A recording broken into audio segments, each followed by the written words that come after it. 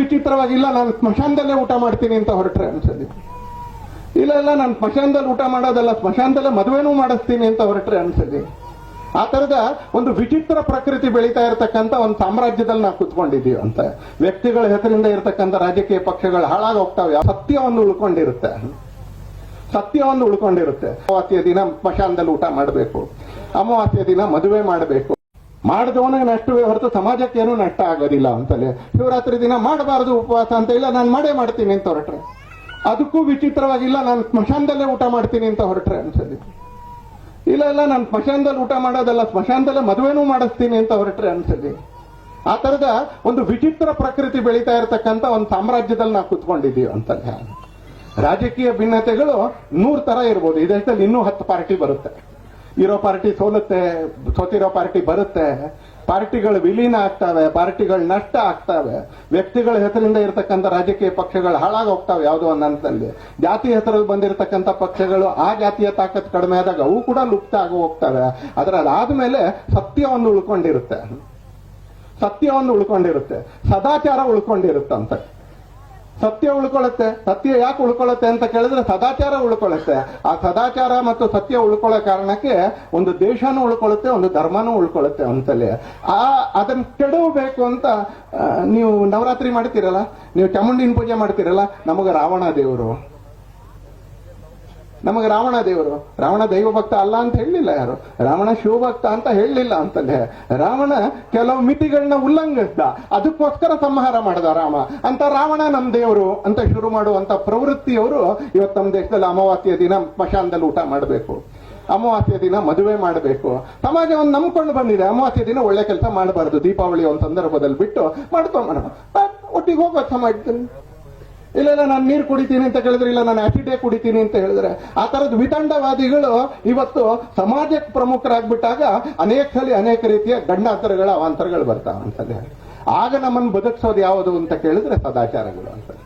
Under any circumstances ಇವತ್ತು ಸ್ವಾಮೀಜಿಗಳು ಇಲ್ಲಿದ್ದಾರೆ.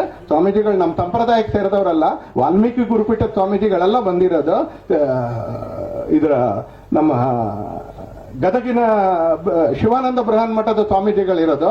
ಆದ್ರೆ ನಮ್ದೊಂದು ಸದಾಚಾರ ಏನು ಅಂತ ಕೇಳಿದ್ರೆ, ಅಲ್ಲಿ ಒಬ್ರು ಸ್ವಾಮೀಜಿ ಬರ್ತಾರೆ ಅಂತ ಕೇಳಿದ್ರೆ ಅವ್ರು ಸಂಪಾದನೆ ಅಂತ ಮಾಡೋದಿಲ್ಲ. ಹಾಗಾಗಿ ಅವ್ರನ್ನ ನೋಡ್ಕೊಳ್ಳೋದು ಸಮಾಜದ ಕೆಲಸ ಅಂತ ತಾಯಂದ್ರ ಅಂಬಲಿ ತನಕ ತಗೊಂಡು ಬಂದ್ರಲ್ಲ, ಇದು ಸದಾಚಾರ. ಇದು ಸದಾಚಾರ. ಈ ಸದಾಚಾರದ ಕಾರಣಕ್ಕೆ ಸತ್ಯ ಉಳ್ಕೊಳ್ಳುತ್ತೆ, ಆ ಸತ್ಯದ ಕಾರಣಕ್ಕೆ ಧರ್ಮ ಉಳ್ಕೊಳ್ಳುತ್ತೆ, ಸತ್ಯ ಮತ್ತು ಧರ್ಮದ ಕಾರಣಕ್ಕೆ ಒಂದು ಸಂಸ್ಕೃತಿ ಮತ್ತು ಒಂದು ದೇಶ ಕೂಡ ಉಳ್ಕೊಳ್ಳುತ್ತೆ ಅಂದಲೇ. ಉಳ್ಕೊಂಡೇ ಉಳ್ಕೊಳ್ಳುತ್ತೆ. ರಾಜಕೀಯ ನಷ್ಟ ಆಗ್ಬೋದು, ಆದ್ರೆ ಸದಾಚಾರ ನಷ್ಟ ಆಗಲ್ಲ ನಮ್ಮ ದೇಶದಲ್ಲಿ. ಸತ್ಯ ನಷ್ಟ ಆಗಲ್ಲ, ಧರ್ಮ ನಷ್ಟ ಆಗಲ್ಲ, ಸಂಸ್ಕೃತಿ ನಷ್ಟ ಆಗಲ್ಲ. ಯಾಕಂದ್ರೆ ಇದನ್ನ ನಷ್ಟ ಮಾಡಬೇಕು ಅಂತ ಬಹಳ ಮುಂಚೆನಿಂದ ಕೌರವರು ರಾಮಣ್ಣರಿಂದ ಹಿಡಿದು ಇವತ್ತಿನವರೆಗೆ ಅನೇಕ ಜನ ಪ್ರಯತ್ನ ಪಡ್ತಾ ಇದ್ದಾರೆ. ಅವರು ಬೇರೆ ಬೇರೆ ಸಂದರ್ಭದಲ್ಲಿ ಬೇರೆ ಬೇರೆ ಹೆಸರಿಟ್ರು. ಕೆಲವು ಸಲ ನಾಸ್ತಿಕರು ಅಂತ ಇಟ್ರು, ಇನ್ನು ಕೆಲವು ಸಲ ಇನ್ನೇನು ಅಂತ ಇಟ್ರು. ಈಗ ಅವ್ರಿಗೆ ಇಂಗ್ಲಿಷ್ನಲ್ಲಿ ಅದಕ್ಕೆ ಕನ್ನಡದಲ್ಲಿ ಶಬ್ದ ಇಲ್ಲ. ಯಾಕಂದ್ರೆ ಅದು ನಮ್ಮ ದೇಶದ ಕಲ್ಪನೆಯನ್ನಲ್ಲ ಈ ವಿತಂಡವಾದ ಅನ್ನೋದು. ನಾನು ಚಾಮುಂಡಿ ಪೂಜೆ ಮಾಡ್ತೀನಿ, ದೇವಿ ಪೂಜೆ ಮಾಡ್ತೀನಿ ಅಂದ್ರೆ, ಇಲ್ಲ ನಾನು ರಾವಣನ ಪೂಜೆ ಮಾಡ್ತೀನಿ ಅನ್ನೋರಿಗೆ ನಮ್ಮ ದೇಶದಲ್ಲಿ ಇನ್ನೂ ಶಬ್ದ ಹುಟ್ಟಿಲ್ಲ. ಯಾಕಂದ್ರೆ ನಮ್ಮ ದೇಶಕ್ಕೆ ಸ್ವಲ್ಪ ವಿಚಿತ್ರ ಇದು, ಈ ಭಾವನೆನೇ ಸ್ವಲ್ಪ ವಿಚಿತ್ರ ಅಂತಲೇ. ಇಂಗ್ಲಿಷಲ್ಲಿ ಇಂಥವ್ರಿಗೆ ಓಕಿಸ್ಟ್ಗಳಂತ ಕರೀತಾರೆ. WOKEIST ಓಕಿಸ್ಟ್ಗಳಂತ ಕರೀತಾರೆ.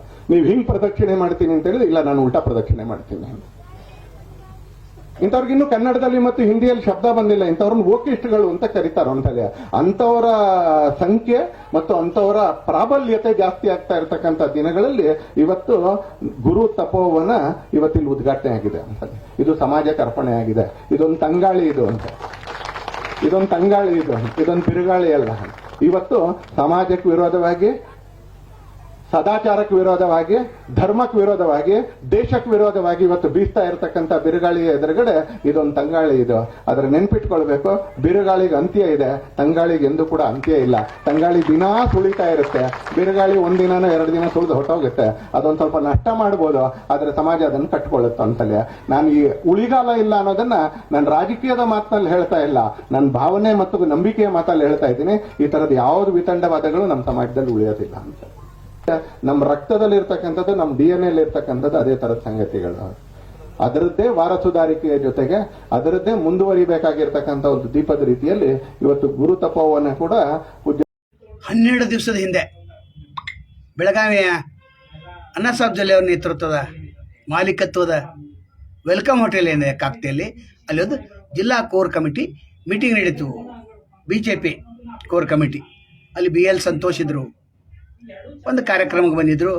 ಅದ್ರ ಜೊತೆ BY ವಿಜೇಂದ್ರ ಕೂಡ ಬಂದಿದ್ದರು. ಅವ್ರ ಮುಂದೆ ಅನೇಕರು ಅಸಹಾಯಕತೆಯನ್ನು ವ್ಯಕ್ತಪಡಿಸಿರೋ ಬೆಳಗಾವಿ ಜಿಲ್ಲೆಯಲ್ಲಿ BJP ಹಾಳಾಗಲಿಕ್ಕೆ 3-4 ಜನ ಕಾರಣ ಅಂತ ಹೇಳಿದರು.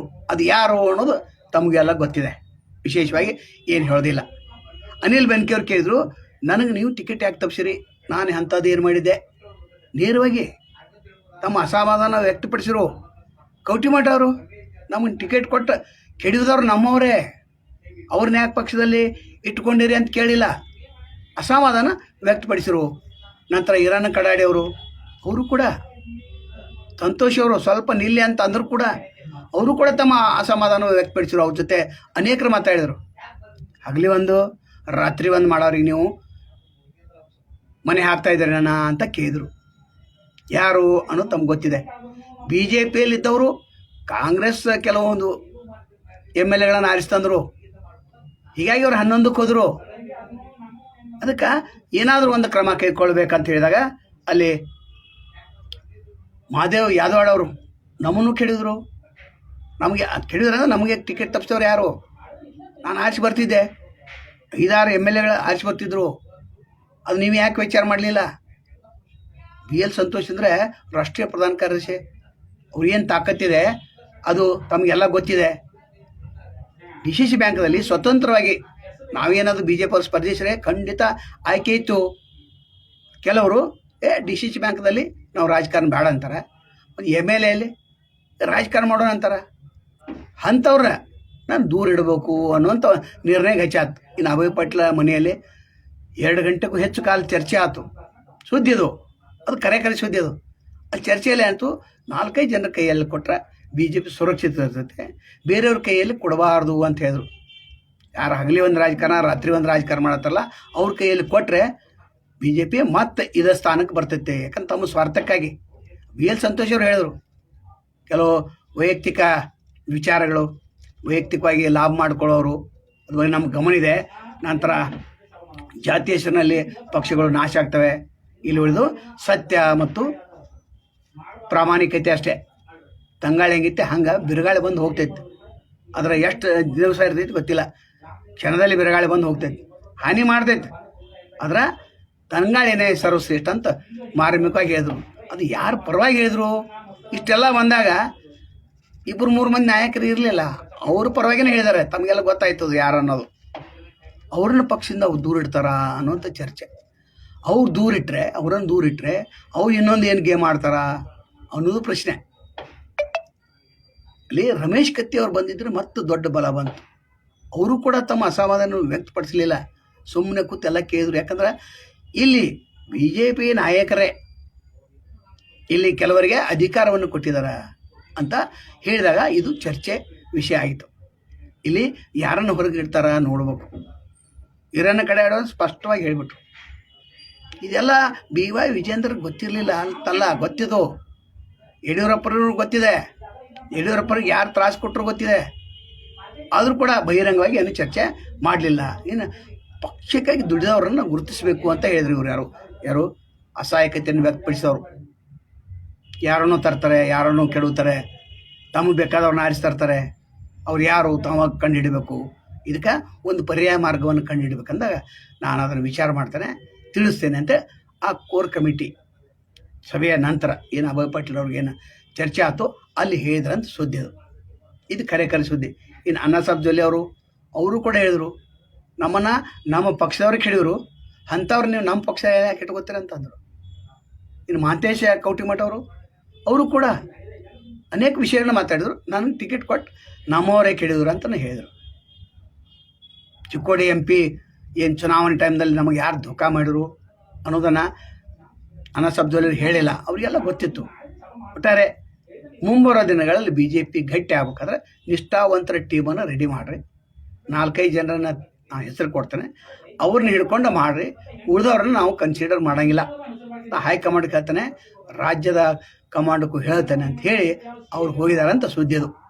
ನಮ್ಮ ಕಡೆ ಆಡಿಯೋ ವಿಡಿಯೋ ಏನೂ ಇಲ್ಲ, ಆದರೆ ಕರೆ ಸುದ್ದಿ ಅದು. ಒಂದು ಕಾರ್ಯಕ್ರಮಕ್ಕೆ ಅವ್ರು ಬಂದಿದ್ದರು. ಎಮ್ಕನ್ಮಡಿ ಒಂದು ಕಾರ್ಯಕ್ರಮ ಬಂದಿದ್ರು. ಅಲ್ಲಿ ಎಲ್ಲರ ಕೋರ್ ಕಮಿಟಿ ಸಭೆನೇ ಆಯ್ತು. ಅಲ್ಲಿ ಈ ಅಸಮಾಧಾನ ವ್ಯಕ್ತಪಡಿಸಿದರು. ನಂತರ ಸಂಜಯ್ ಪಾಟೀಲ್ರು, ನಾ 2 ಸಲ ನಾ ಇದ್ದೆ, ನನ್ನ ಟಿಕೆಟ್ ತಪ್ಪಿಸೋರು ಯಾರು? ನಮ್ಮವರೇ ಅಂತಂದು. ಯಾರನ್ನು ತಮಗೆಲ್ಲ ಗೊತ್ತಿದೆ. ಒಟ್ಟಾರೆ ಇದು ಮಹತ್ವದ ಸುದ್ದಿ. ಅತ್ಯಂತ ಜಿಲ್ಲೆಯಲ್ಲಿ BJP ನಾಯಕರು ನೋಡಬೇಕಂತ ಸುದ್ದಿ. ಪಕ್ಷ ಗಟ್ಟಿಗೊಳಿಸ್ಬೇಕಾದ್ರೆ 3-4 ಜನ ಯಾರನ್ನು ತಯಾರು ಮಾಡ್ತಾರೋ 4-5 ಜನ ಯಾರ ಕೈಯಾಗಿ ಲೀಡರ್ಶಿಪ್ ಕೊಡ್ತಾರೆ, ಅದು ಭಾಳ ಮಹತ್ವದ್ದು. ಮತ್ತು ಉಳಿದವರು ಅವ್ರ ಪಕ್ಷದಿಂದ ಇಟ್ಕೋತಾರ ಅಥವಾ ಹೊರಗೆ ಹಾಕ್ತಾರ? ಯಾಕಂದ್ರೆ ತಮಗೆ ಹೆಂಗೆ ಅನುಕೂಲ ಬೇಕಂಗೆ ಅವ್ರು ರಾಜಕಾರಣ ಮಾಡತ್ತಾರ. ಪಕ್ಷದಲ್ಲಿ ಗೌನಾಗಿದೆ. ಇದಕ್ಕೆ BJP ನಾಯಕರೇ ಕಾರಣ, ವರಿಷ್ಠ ನಾಯಕರೇ ಕಾರಣ ಅಂತ ಹೇಳಿದ್ರು. ಅದಕ್ಕೆ ಇದನ್ನು ಸುದ್ದಿಯನ್ನು ನಮಗೆ ಸಿಕ್ಕಿತ್ತು, ಅದನ್ನು ತಮ್ಮ ಗಮನಕ್ಕೆ ತಂದೇವೆ. ಇದು ಮಹತ್ವದ ಸುದ್ದಿ. ಇಂಥ ಸುದ್ದಿ ಯಾರು ಕೊಡ್ಲಿಕ್ಕೆ ಸಾಧ್ಯನೇ ಇಲ್ಲ. ಯಾಕಂದ್ರೆ ಒಳಗೆ ಹೋಗಿ ಸುದ್ದಿ ತರಬೇಕಾದ್ರೆ ಹೆಂಗೆ ಮಾಡ್ಬೇಕು? ಬಾಪುಗೌಡ ಪಾಟೀಲ್ ಹೇಳಿದ್ರು ಗರ್ದಿಗ ಮತ್ತಲ್ಲಿ. ಯಾಕಂದ್ರೆ ಅವರಿಗೆ ಸೋರ್ಸಸ್ ಭಾಳ, ಗೌಡ್ರ ಕಂಪ್ನಿ ಭಾಳ ಇದೆ, ಅವ್ರು ಹೇಳ್ತಾರೆ. ನಮಗೆ ಹೇಳೋರು ಯಾರು? ನಮಗೆ ಯಾರೋ ಒಬ್ರು ಹೇಳ್ತಾರೆ. ಅದನ್ನು ಮತ್ತೆ ಸ್ವಲ್ಪ ವಿಷಯವನ್ನು ಪ್ರಸ್ತಾಪ ಮಾಡಿದ್ದೇನೆ. ನಮಸ್ಕಾರ.